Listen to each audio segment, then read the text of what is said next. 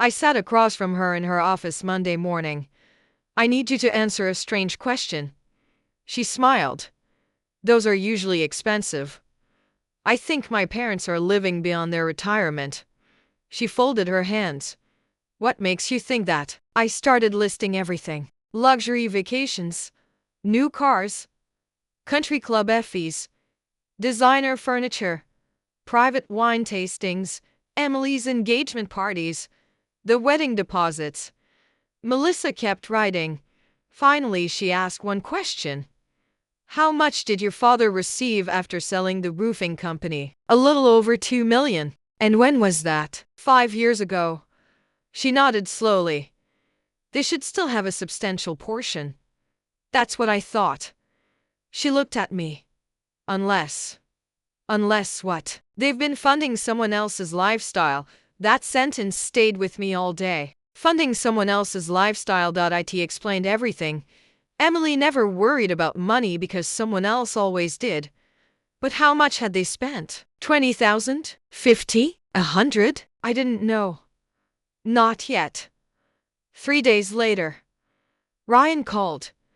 His voice sounded different, almost defeated. Can we meet again? Same coffee shop, same corner booth. This time, he brought a thick binder, wedding contracts, invoices, receipts, payment schedules. I think you should see this. I flipped through the pages. Venue, 42,000. Flowers, 9,000. Live orchestra, 11,000. Custom dress, 16,000. Fireworks display, 8,000. I stopped turning pages. This is insane. Ryan nodded. It keeps getting worse. Why haven't you cancelled it? He laughed bitterly. Every time I suggest downsizing, he looked away.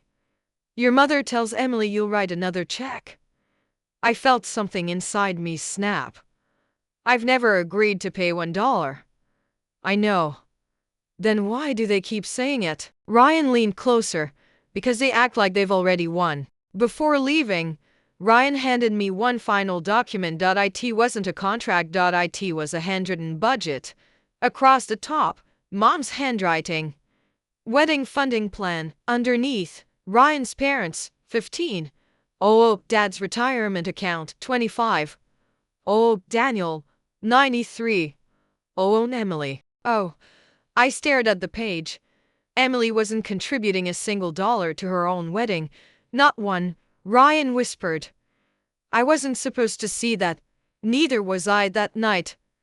Claire found me sitting in the garage, lights off, Dad's old toolbox beside me. You've been out here an hour. I know. She sat beside me. What happened? I handed her the budget. She read it silently. Then again. Finally she looked up. They actually wrote this down. I nodded. Claire shook her head slowly. They don't see you as a son anymore. What do they see? A bank account. That hurt. Because it was true. Christmas Eve arrived. Every year. Our family gathered at my parents' house. Presents. Cookies. Games. Laughter. It used to be my favorite night. Now. It felt like walking into a business meeting where I was the only person who hadn't agreed to the agenda. Claire squeezed my hand before we walked inside. If they start something. I know. No, she stopped me. You don't. I looked at her. She smiled gently. You don't have to protect everyone anymore. Mom greeted us like nothing was wrong. Honey. She hugged Claire. Ignored me. Immediately took the kids to the living room. Emily arrived 20 minutes later wearing a designer coat I'd seen online, nearly $4,000. She noticed me watching. Cute. Isn't it? It must be. Ryan carried all the gifts. Emily carried her purse that told me everything I needed to know about their relationship. Dinner was loud. Relatives everywhere. Uncles, cousins, neighbors, church friends. 30 people crowded into the dining room, exactly the audience Mom wanted. Halfway through dinner, she stood, tapped her wine glass. I'd like everyone's attention. Here we go. She smiled around the room. As everyone knows, our Emily is getting married. Applause. Cheers. Emily pretended to blush. Mom continued. We've been blessed with such a generous family. I didn't move. We're especially grateful. She looked directly at me. That Daniel has agreed to make Emily's dream wedding possible. The room erupted. People clapped. Someone shouted, "That's incredible!" Another cousin said, "What a wonderful brother." I slowly placed my fork on the plate. Claire reached under the table, held my hand. Mom looked pleased. "Daniel," she smiled sweetly. "Would you like to say a few words?" I stood. The room became silent. Every eye was on me. I could have embarrassed them, could have exposed everything, could have ended it right there. Instead, I smiled. "I do have something to say." Mom relaxed. Emily looked victorious. "I love this family." More smiles. "I've always believed family should help each other." Dad nodded proudly. "So," I lifted my glass, "I'll make my final decision tomorrow." The room froze. Mom blinked. "What?" "I'll let everyone know tomorrow." Emily frowned. "What do you mean tomorrow?" "I mean exactly that." I raised my glass again. "Merry Christmas." Then I sat down. Nobody spoke for several seconds. The conversation eventually returned. But the mood had changed. Mom kept glancing at me. Emily barely touched her food. Claire quietly smiled into her wine. She knew. I had just taken control of the game, without revealing a single card. Christmas morning. My phone exploded. 9 missed calls. 6 texts from Mom. 4 from Emily. 1 from Dad. Finally, a message from Ryan. "I think something happened." I called him immediately. "What happened?" "They're panicking." "Why?" "They thought you'd announce it last night." "I know." Ryan laughed nervously. "They've already told vendors the money is guaranteed." "How much have they committed?" He hesitated. "I checked this morning. Almost everything." I closed my eyes. "They signed everything." "Yes." "Without the money." "Yes." For the first time, I realized just how reckless this had become. If I walked away, they weren't just losing a luxury wedding, they were staring at financial disaster, and they still believed I would save them. They had no idea. That morning, I had already scheduled a meeting that would change everything. Not with my family, with someone they never expected, my father's financial advisor. I didn't tell my parents where I was going the day after Christmas. If I had, they would have tried to stop me. Not because they cared about me, because they were afraid of what I might learn. At 10 o'clock that morning, I parked outside a small brick office on the east side of Denver. The sign read, "Morrison Financial Advisors." My father had worked with Richard Morrison for nearly 20 years. Retirement planning, investments, selling the roofing company, everything. When Dad retired, Richard handled every dollar. He also happened to know me since I was 15. He shook my hand the moment I walked in. "Daniel, it's been too long. I wish this were a social visit." He studied my face. I figured. 10 minutes later, we sat across from each other in his office. I explained everything. The wedding, the $93,000, the pressure, the public announcement, the handwritten budget. Richard didn't interrupt once. When I finished, he leaned back in his chair. "I've been expecting this." My stomach tightened. "What do you mean?" He removed his glasses. "Your parents have been making very unusual financial decisions." I stared at him. "Can you explain?" "I can explain some of it." "What does that mean?" He folded his hands. "Your father's investments are confidential." "I understand. But if your father asks me to share information," he smiled sadly, "I legally can." I frowned. "Did he?" Richard opened a drawer, pulled out a sealed envelope. My name was written across the front. Daniel Harper. My heart skipped. When did he write that? 7 months ago. Why didn't I get it? He instructed me to give it to you. Richard paused. Only if someone tried forcing you to pay for Emily's wedding, every hair on my arm stood up. My father knew. Months ago. Somehow. He already knew this day was coming. My hands actually shook opening the envelope. Inside. A handwritten letter. One page, Dad's familiar block handwriting. Daniel, if you're reading this, then your mother and sister have crossed a line I prayed they never would. I didn't tell them this. But after I sold the company, I created two completely separate financial plans.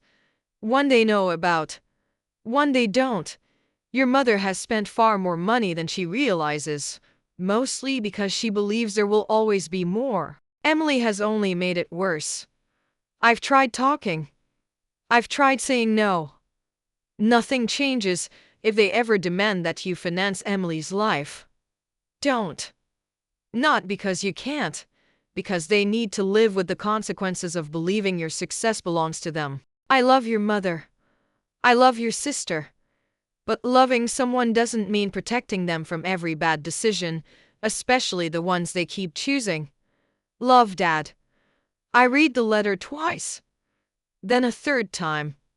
Finally, I looked up. You knew. Richard nodded slowly. Your father has been worried for years. What aren't they telling me? He sighed. A lot. Richard pulled another folder from his desk. This one wasn't sealed. Inside. Account summaries. Investment reports. Retirement distributions. Loan statements. Credit lines. First. Nothing looked unusual. Then I noticed one number. Home equity line of credit. Balance. 41700. I blinked. What is this? Richard looked uncomfortable. Your parents borrowed against the house. $400,000. He nodded. When? Over 3 years. For what? He slid another document toward me. Transfers. Private schools for Emily's children. Luxury vacations. Credit card payoffs. Designer furniture. Wedding deposits. Luxury SUV. Investment losses. Boutique bailout. European honeymoon reservation. The pages kept going. My head actually started hurting. They borrowed nearly $500,000. Double quotes to fund Emily's lifestyle. Richard quietly nodded. And your father regrets every dollar. I couldn't speak. The wedding wasn't the problem. It was only the latest symptom. Then Richard said something that changed everything. There's one more thing. I looked up. The house isn't fully theirs anymore. What? They're 6 months behind. I stared at him. No, he nodded.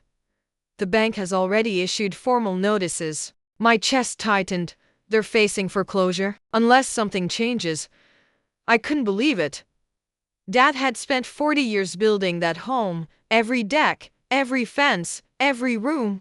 He built most of it himself. Now it might disappear, because nobody ever told Emily no. I drove straight to my parents' house, not to argue. To find answers. Dad answered the door. He looked exhausted, older than I remembered just a week earlier. You met Richard. It wasn't a question. You knew I'd go. He nodded. I hoped you would. We sat alone in the garage. The same garage where he taught me to change oil when I was 16. Neither of us spoke for a while. Finally, I asked, why didn't you stop this? He laughed quietly. I tried. When? Every month. He rubbed his forehead. I told your mother we couldn't afford another vacation, another loan, another bailout, another credit card. What happened? He looked toward the house. She always cried, and Emily always had another emergency. He smiled sadly. After a while, I got tired. That sentence hit harder than anything else. Not angry. Not bitter. Just tired. I never wanted you involved. Dad continued. But your mother. He looked at the concrete floor. Believes your success belongs to the whole family, and you? I believe your success belongs to you. Silence filled the garage. Then Dad whispered, I'm sorry. It was the first apology I'd heard from him in years. Before I left, he grabbed my arm.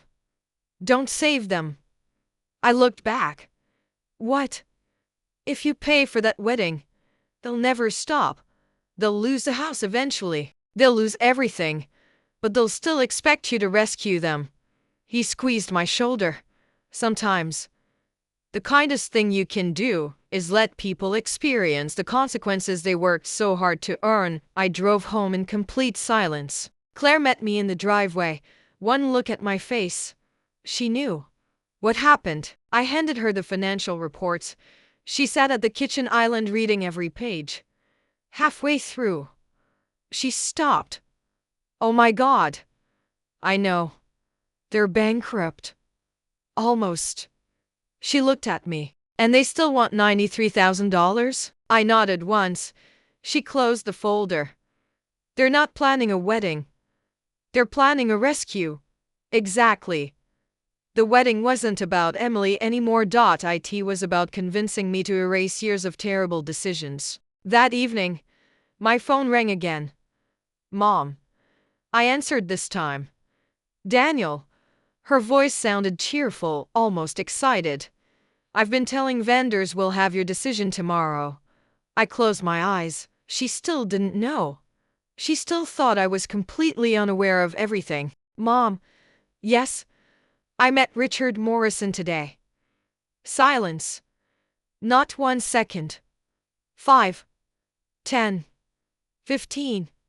When she finally spoke, her voice was different. "What? Did he tell you?" I looked through the kitchen window. Snow was beginning to fall. Slow, quiet. Beautiful. "He told me enough." Her breathing became uneven. "Daniel." I interrupted. "Tomorrow. We'll talk tomorrow." Then I hung up. For the first time, I wasn't walking into their trap, they were walking into mine. Because the next family meeting wouldn't be about a wedding. It would be about every lie, every loan, every secret, and every person who thought my wallet belonged to them. They still believed they controlled the story. They had no idea. The ending had already changed. The family meeting was scheduled for Saturday afternoon. Mom called it a discussion. Emily called it the final decision. I called it something else. The day everything finally caught up with them. I arrived exactly at 2 o'clock. Claire stayed home with the kids. She kissed me before I left. "No matter what happens, don't let them rewrite history." I won't. When I walked into my parents' house, everyone was already there. Mom, Dad, Emily, Ryan, even Emily's future in-laws. I hadn't expected that, neither had Ryan. Emily smiled confidently. "I knew you'd do the right thing." I smiled back. "We'll see." Mom stood first. "Daniel, we know you've had time to think." "I have." She clasped her hands together. "So, will you pay for your sister's wedding?" The room went completely quiet. Every eye turned toward me. I stood slowly. "I brought something." I placed a thick folder on the dining table. Emily frowned. "What's that?" "The truth." I opened the folder. The first page was the handwritten wedding budget. I slid it toward Ryan's parents. His father adjusted his glasses. His expression changed almost immediately. "Daniel, I think you should keep reading." The second page. The home equity loan. The third. The credit card balances. The fourth. The retirement withdrawals. Then the transfer history. Vacation. Luxury SUV. Boutique bailout. Designer shopping. Wedding deposits. Every dollar. Every signature. Every bad decision. The room became so quiet I could hear the grandfather clock ticking in the hallway. Ryan looked at Emily. "You told me your parents had plenty saved." Emily looked at Mom. Mom looked at Dad. Dad stared at the table. Nobody answered. Finally, Ryan asked the question no one wanted to hear. "Are your parents borrowing money to pay for our wedding?" Mom opened her mouth. Nothing came out. Dad finally spoke. "Yes." One word. That was all it took. Ryan leaned back in his chair. His face had completely changed. So, you expected Daniel to save everyone? Nobody argued. Because nobody could. Emily slammed her hand on the table. This isn't about that. It absolutely is. She pointed at me. You can afford it. I nodded. I can.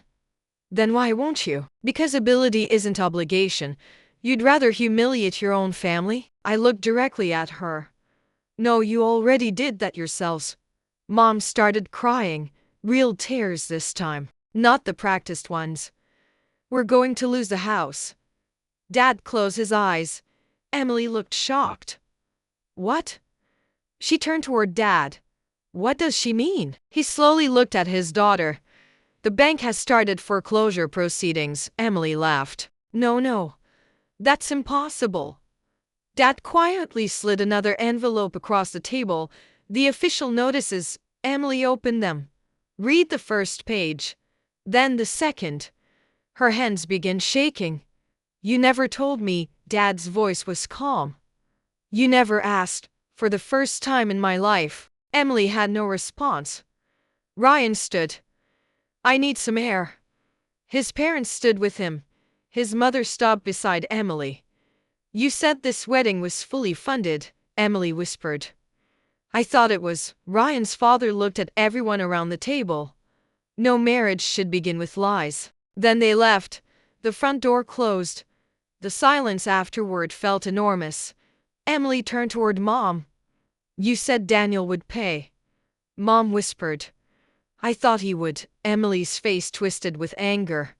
You promised me. Mom finally raised her voice. I promised because I believed he loved us enough to help. I answered quietly. I do love you. But love isn't the same as financing bad decisions. Emily exploded. You've always hated me. Dad stood so suddenly his chair fell backward. No, his voice echoed through the dining room. For 31 years. He has been cleaning up after you. The room froze. Dad had never raised his voice at Emily. Not once. Until now. He looked directly at her. Your brother worked 16-hour days. You spent money you didn't earn. He built a company. You built debt. He gave. You expected. And every time your mother and I protected you, we made you weaker. Emily burst into tears. Dad didn't stop. I should have said no years ago. I didn't. That's my failure. But it ends today. Mom stared at him. You can't mean that. I do. He removed a small set of keys from his pocket, the keys to the lake cabin. The cabin Emily used every summer. He placed them on the table. I'm selling it. Emily gasped. Dad. The proceeds go toward the house. Then he looked at Mom. The country club membership ends Monday. She looked horrified. What? So do the luxury vacations. The shopping. The credit cards. We live within our means now. Mom looked like she had aged 10 years and 30 seconds. Then Dad looked at me. I owe you something. He reached into another folder. Inside. A notarized document. I've changed my estate. Mom stared at him. You did what? He nodded. I've named Daniel executor. Emily immediately protested. That's not fair. Dad looked directly at her. Fair. You've received hundreds of thousands of dollars over the last decade. Your brother received responsibility. You called that fair. No one spoke. Because no one could honestly disagree. I picked up the document, then I set it back down. I'm not here for inheritance. Dad frowned. I know. I'm here because I want my family back. Mom started crying. Again. I don't know if that's possible. I answered honestly. I don't know either. But it doesn't start with $93,000. It starts with accountability. Ryan returned 20 minutes later. Emily immediately stood.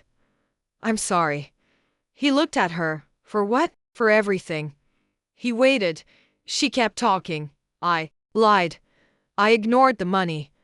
I let mom convince me. You'd all fix it. I've been acting like everyone owes me. Ryan nodded. Slowly. I love you. But I won't marry the person you've been? She covered her mouth. So, the wedding is postponed until we can afford one. Ourselves. Emily cried harder than anyone in the room, but this time, nobody rushed to rescue her. Over the next 6 months, everything changed. The luxury SUV was sold. The lake cabin sold for enough to stop the foreclosure. Mom resigned from the country club. Emily got a full-time marketing job. Ryan stayed. Not because she deserved another chance, because she finally started earning one. One afternoon, almost a year later, there was another family dinner. Nothing fancy. Homemade lasagna, paper napkins, kids running through the backyard. No expensive wine. No speeches. No hidden agendas. Just family. Emily walked into the kitchen carrying a small envelope. She handed it to me. Inside was a cashier's check. 500. I looked at her. You don't have to. She smiled. I know. It's the first payment for the 20,000 I borrowed. I stared at the check, then at my little sister. For the first time in years, she looked lighter. Not because someone had rescued her, because she was finally standing on her own. Dad raised his glass during dinner. I want to make a toast. Everyone looked up. I spent years believing love meant protecting people from consequences. He smiled at me. I was wrong. The greatest gift anyone gave this family was finally telling us no. Nobody clapped. Nobody cheered.